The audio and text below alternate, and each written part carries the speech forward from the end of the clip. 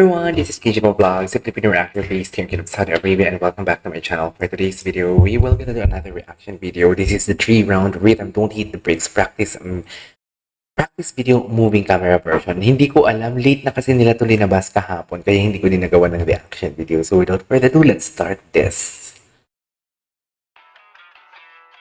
Ay, no. Wait lang, parang lumabas yung dila niya doon. Charis.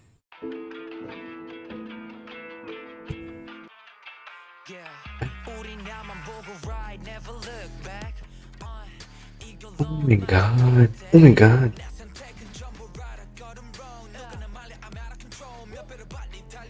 Dear, ayokong Ay, no. Oh my God.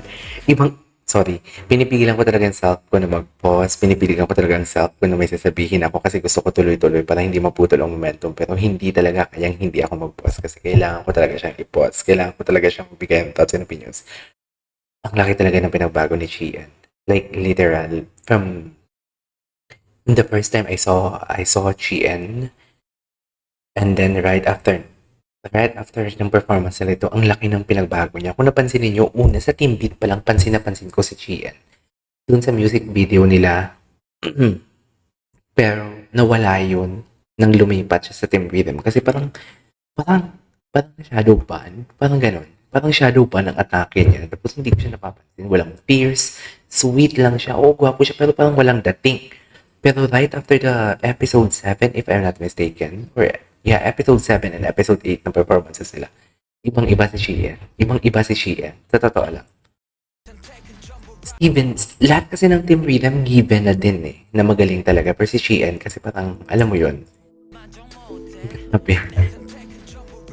Musicality ng ulo niya. Parang mawawala naman yung ulo niya doon for the day. Eh.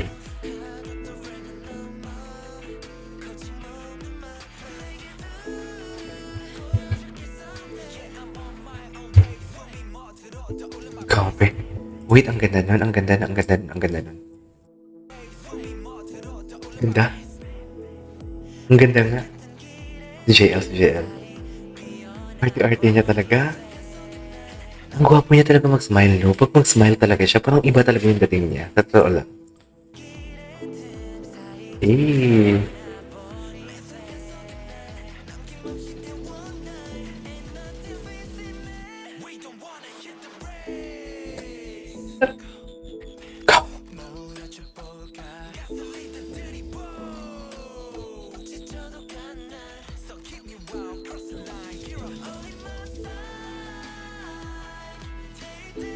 Si Zen. Ay, vocal prowess. Ito yung si Lizuno, di ba? Ito din yung umuwi, di ba? Si Lizuno. Ang ganda ng prowess niya. Ang ganda din pala yung boses ni Lizuno, no? In fairness.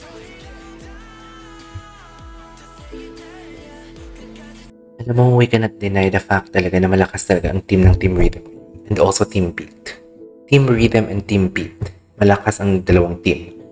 Pero kasi parang alam mo yun, yung impression kasi sa Team Beat always natatalo sila. So basically, kahit magaling sila, hindi na talaga mapapansin ang kanilang mga performances. I don't know what, that's sa akin lang yan. Yung pananaw ko lang yan.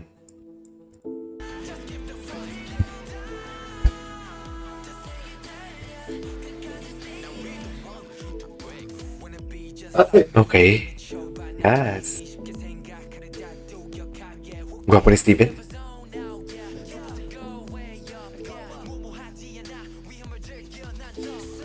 Ganda nun.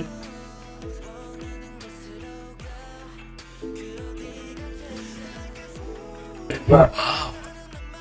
Ay, hindi siya. Ulitin na rin yun.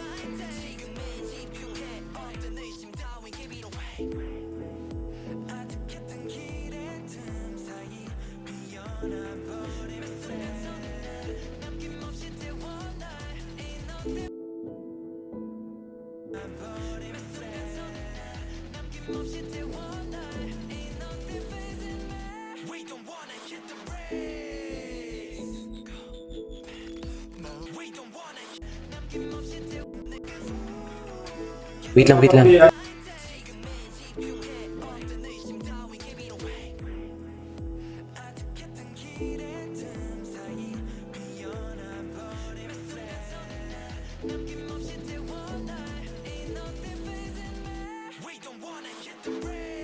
Ang ganda.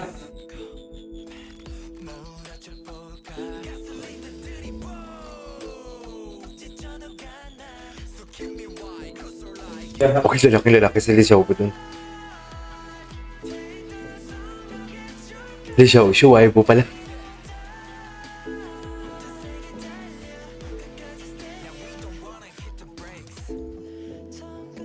Ito na siya. Ay, ito na siya. Ay, iba siya.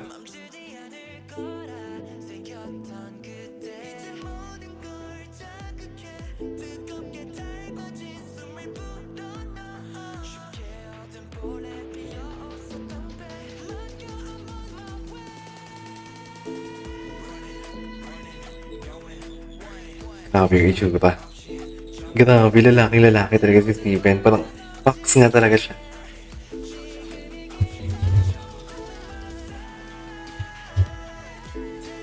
The falsetto, I love that. Tears drop dito. Ay, grabe. I love the facial expression. Wait. The facial expression. Tignan mo yung like, facial expression.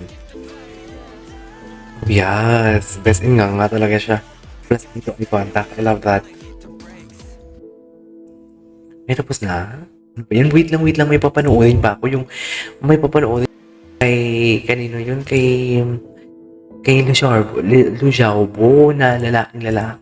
Ay, ano ba yan? Wait lang.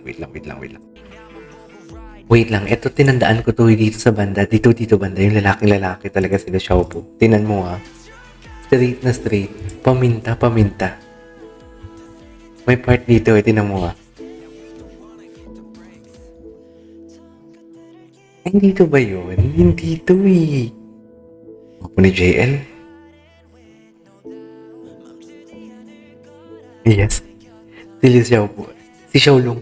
Wait lang, si Xiaolong Bao dong as a fairy godmother. Wait lang, asa na ba yung part ni Xiaolong Bao na parang lalaking lalaki siya?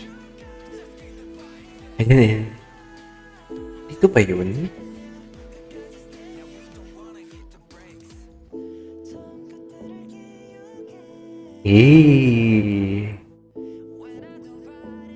Hindi ito. Wait, ay, ito. Wait, dito. Oh, lalaking lalaki. Lalaking lalaki ang Xiaolong Bao. Lalaking lalaki. Di mo kaya. Anyways, that is our for today's video from We Wrong Rhythm Don't Hit the Brakes practice video moving camp. This is Ninja Vlogs and see you on my next vlog. Ready?